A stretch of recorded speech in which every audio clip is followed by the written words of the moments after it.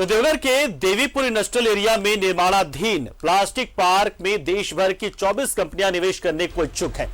केंद्रीय रसायन एवं उर्वरक मंत्रालय के निर्देशन में उद्योग विभाग की ओर से निकाले गए ऑनलाइन बिडिंग में पहले फेज में 24 कंपनियों ने अपनी औद्योगिक इकाइयां स्थापित करने के लिए हिस्सा लिया है। उद्योग विभाग से बिडिंग में आए आवेदकों की स्क्रूटनी शुरू कर दी गई है। स्क्रूटनी होने के बाद मानक के अनुसार कंपनियों को निवेश के लिए चयन किया जाएगा और कंपनियों को प्लॉट का आवंटन किया जाएगा। प्लास्टिक पार्क का 80% का काम पूरा हो चुका है। 4 दीवारी का कार्य भी 90% तक पूरा हो गया है।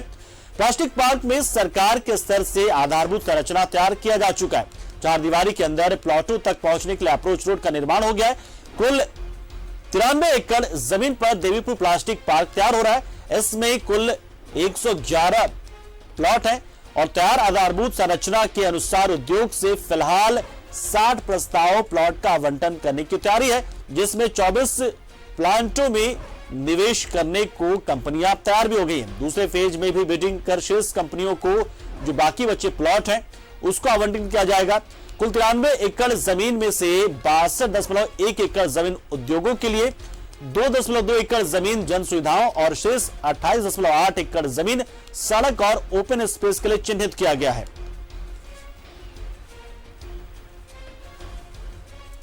तो निश्चित तौर पर निवेश का जो प्रस्ताव दिया गया निवेशकों को, वो प्रस्ताव काफी पसंद आ रहा है और निवेशकों की ओर से देवघर के देवीपुर स्थित प्लास्टिक पार्क में निवेश के लिए काफी उत्सुकता दिखाई गई है और बहुत सारी कंपनियां यहां पर निवेश के लिए उत्सुक नजर आई और जल्द ही यहां पर अब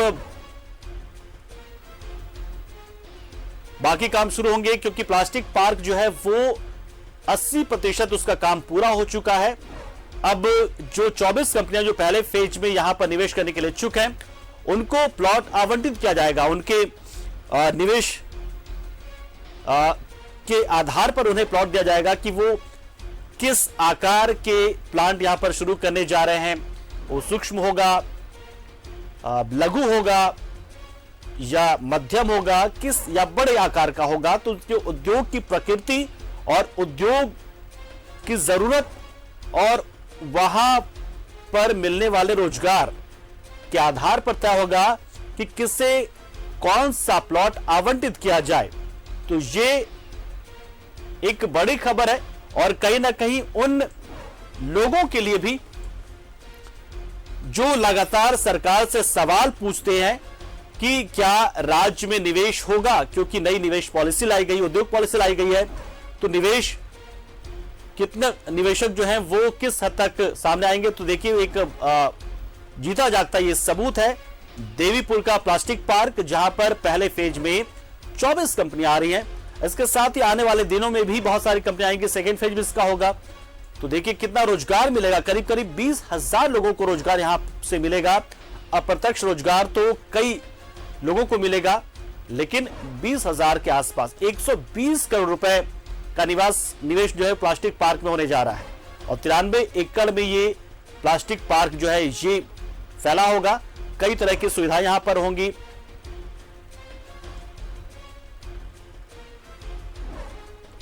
प्रत्यक्ष और अप्रत्यक्ष रूप से 20,000 लोगों को निवेश भी मिल रहा है यहां पर।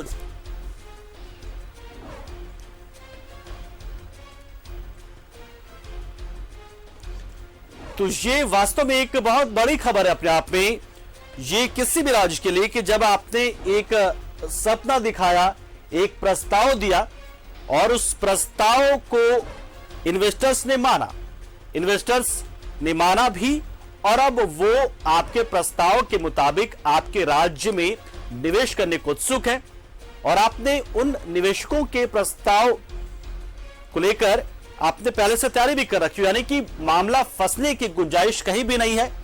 हर एक स्तर पर ईमानदार कोशिशें और ईमानदार कोशिश का नतीजा है कि आज पहले फेज में प्लास्टिक पार्क में 24 कंपनियां निवेश के लिए इच्छुक हैं। इसका दूसरा फेज भी होगा, दूसरा बिडिंग भी होगा। तो ये फिलहाल 120 करोड़ रुपए का निवेश इन 24 कंपनियों से आ रहा है, कम से कम। ये बढ़ भी सकता है और 93 एकड़ में ये प्लास्टिक पार्क जो है वो बना हुआ है और 80% इसका काम पूरा भी हो चुका है। तो ये अपने आप में एक बड़ी तस्वीर है कि आने वाले दिनों में एक वानगी, एक उदाहरण है कि आने वाले दिनों में क्या कुछ हो सकता है। आपने ईमानदारी से उद्योग प्रस्ताव तैयार किया, प्रस्ताव दिया निवेशकों को प्रस्ताव पसंद आया और अब पहले फेज में 24 कंपनी निवेश करने जा रहे हैं। अब सीधा हम रुक करते हैं हमारे सहयोगी मनीष का, जो देवघर से हमारे साथ सीधा जुड़ रहे हैं और उनसे ही जानेंगे कि निश्चित तौर पर प्लास्टिक पार्क जिसकी हम बात कर रहे हैं वो है कहां पर, और अपनी आंखों से आपने जो कुछ देखा उस प्लास्टिक पार्क से जुड़ा वो हमें बताएं, बाकी हम चर्चा आगे बढ़ाएंगे ही।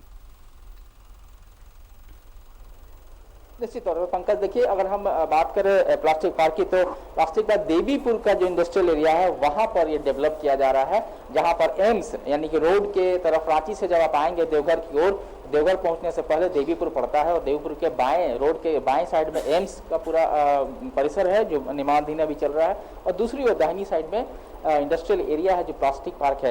देखिए पंकज, क्योंकि इंडस्ट्रियलाइजेशन बहुत जरूरी होता है, आर्थिक समृद्धि में ही सारी समृद्धियां निहित होती हैं, तो ऐसे में संथाल परगना जो कि पहले से ही पिछड़ा रहा है, और हालांकि यहाँ पर कुछ अगर है इंडस्ट्री के नाम पे तो वो बाबानॉमिक्स जो मैं हमेशा कहता रहा हूँ, बाबा है यहाँ पर, तो उनसे जुड़ी हुई यानी कि टूरिज्म से, रिलीजियस टूरिज्म से जुड़ी हुई है आर्थिक गतिविधियां हैं।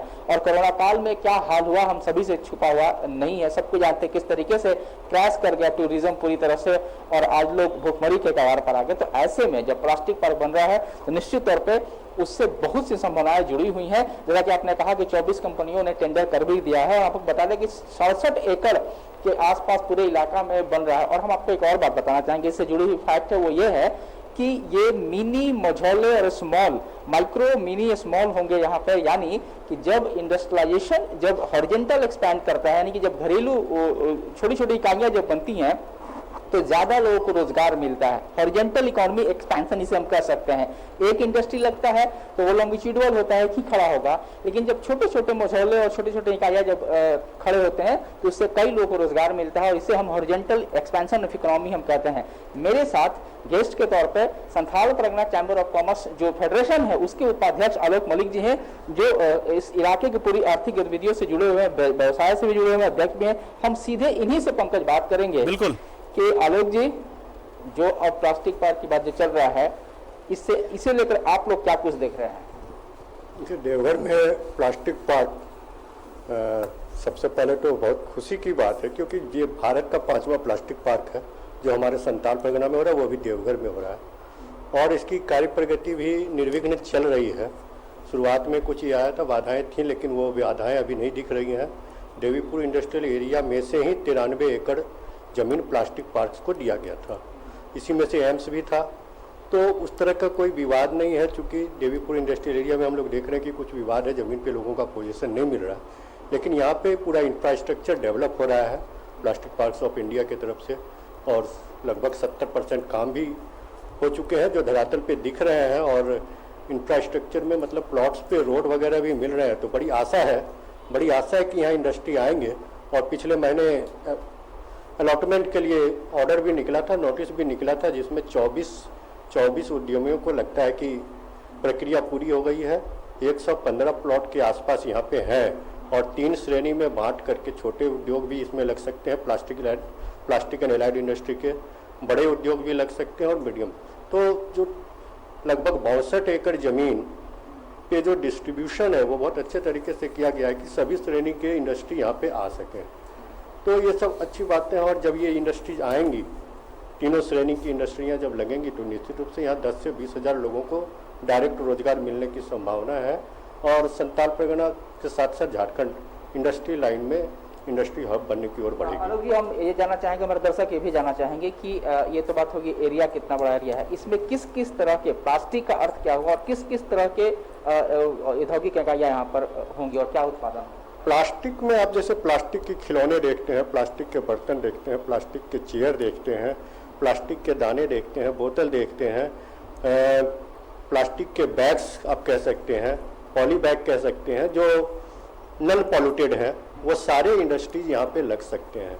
सिर्फ plastic related and allied, plastic and allied industry, injection mould और वो थर्मल मोल्ड, ये सब वाली जो मशीनें होती हैं, वो सारे तरह के इंडस्ट्री यहाँ लगेंगे। मतलब आपका कहना यह है कि अब तक हम बंगाल पे निर्भर रहे हैं, या फिर हरियाणा, पंजाब, वहाँ से जो बाहर से जो आता है, अब यहाँ जब बनने लगे तो इसका क्या प्रभाव पड़ेगा?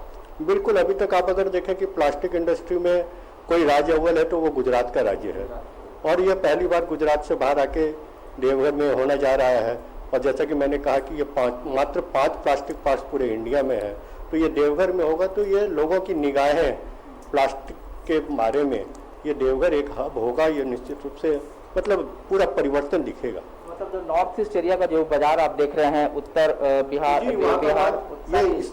इस लिहाज से भी इस एरिया में पहला प्लास्टिक पार्क होगा नॉर्थ ईस्ट एरिया में। और इससे अलावा जो प्लास्टिक पार्क्स हैं वो एक एमपी में है और तमिलनाडु में है, गुजरात में है।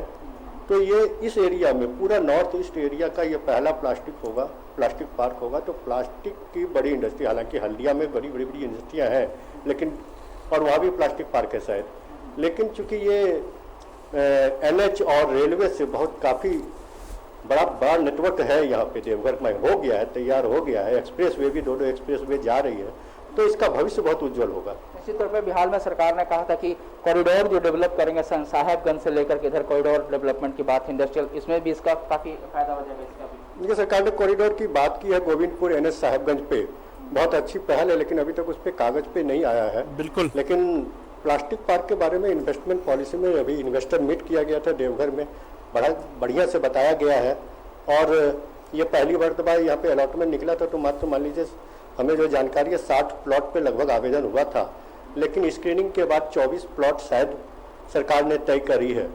तो ये जो एनएच है और इंडस्ट्रियल कॉरिडोर अगर भविष्य में हेमंत सरकार एनएच पे 200 एकड़ 300 एकड़ का ज़मीन बना करके industrial corridor, logistic, warehouse वगैरह के लिए डेवलप करती है, तो ये प्लास्टिक पार्क और भी बृहद रूप में दिखने को मिलेगा। इसका फायदा नॉर्थ ईस्ट इंडिया को बहुत तेजी से मिलेगा। एक और सवाल जुड़ा हुआ है कि चूंकि साहेबगंज में केंद्र सरकार और राज्य की बात है, बंदरगाह की जो इनॉग्रेशन भी हुआ था, आप इस तरीके से अगर ये इंडस्ट्री जब प्लास्टिक पार्क जब फुल फ्रेली जब शुरू हो जाएगा, तो यहाँ से जो उत्पाद होंगे वो कहाँ जा सकते हैं, उसका कितना फायदा, क्या पूरा बाजार कितना? देखिए, साहेबगंज में जो पोर्ट बन रहा है वो प्रैक्टिकली बहुत सक्षम नहीं हो पाया है, क्योंकि वो बिल्कुल बोलते हैं कि वो जो वे बनना है वो नहीं तैयार हो पाया है। जो वे था, लेकिन हल्दिया पोर्ट हमारे बगल में ही है, मात्र 300 किलोमीटर पे दूर है, और इसी साल के अंत तक express way Raxaul Haldia express way जो हमारे देवघर जिला को टच करके जाएगा,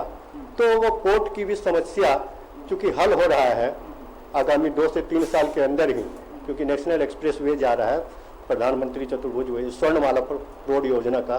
तो ये पोर्ट ये चले ना चले, लेकिन अगर हल्दिया पोर्ट की भी फायदा हम लोगों को मिल रही है। कोई भी इंडस्ट्री तभी डेवलप करता है जब वो पोर्ट की कनेक्टिविटी उसकी बढ़िया होती है, तो ये हमारे साथ सौभाग्य है। बिल्कुल मनीष, तो ये देवीपुर में जिस जगह पर ये पार्क है, जी बिल्कुल मनीष, तो निश्चित तौर पर देखिए जब चैम्बर के लोगों ने भी स्वागत कर दिया है, और निश्चित तौर पर ये एक बड़ी खबर है, न सिर्फ संथाल के लिए बल्कि पूरे झारखंड के लिए, और निश्चित तौर पर युवाओं के लिए भी, क्योंकि बड़ी संख्या में रोजगार भी लोगों को मिलेगा। बहुत शुक्रिया मनीष, हमारे साथ जुड़े और जानकारी आपने दी।